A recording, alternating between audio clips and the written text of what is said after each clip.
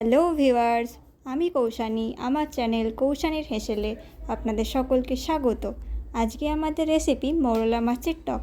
তো চলুন দেরি না করে রেসিপিতে ফেরা যাক। আমি 250 গ্রাম পরিমাণ মৌরলা মাছ ধুয়ে নুন হলুদ মাখিয়ে রেখেছি। আমি তেঁতুল জলের মধ্যে ভিজিয়ে রেখেছিলাম। এরপর এই তেঁতুলটাকে ভালো করে চটকে নিই। তেঁতুলের যে কাতটা সেটাকে আমরা বের করে নেব এবং তেঁতুলের যে দানা ও অবশিষ্ট অংশটা থাকবে সেটাকে আমরা ফেলে দেবো।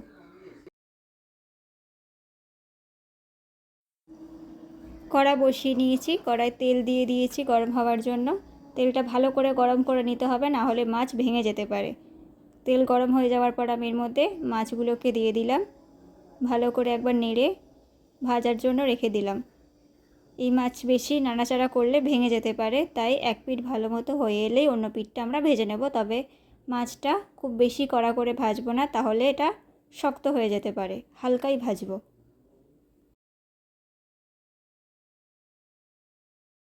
আমার মাছ ভাজা হয়ে এসেছে। এবার মাছটাকে আমরা অন্য একটি পাত্রে তুলে নেব।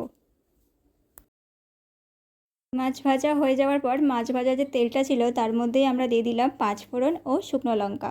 ফোড়নের ফ্লেভারটা বেরোনো পর্যন্ত আমরা এটাকে একটু ভালো মতো ভেজে নিয়ে এর মধ্যে 1 চা চামচ নুন ও 1 চা চামচ হলুদ দিয়ে আবারও একটু ভালো করে ভেজে নিয়ে এরপর আমরা যে তেঁতুলের কাতটা বার করেছিলাম সেটাকে দিয়ে দিলাম ও পরিমাণ মতো জল দিয়ে দিলাম।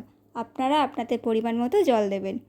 এটা একটু ভালো করে ফুটে এলে এতে সামান্য চিনি দিয়ে দিলাম। এটা যেহেতু মৌরলা মাছের টক, তাই এতে চিনির পরিমাণটা কমই হবে। এবারে আপনারা যদি চান তাহলে বেশি চিনি দিয়ে চাটনির মতো করেও এটা খেতে পারেন। টকটা ফুটে এসছে, এবার আমরা এর মধ্যে ভাজা মাছটা দিয়ে আবারও ভালো করে ফুটিয়ে নেব গাঢ় হওয়া পর্যন্ত।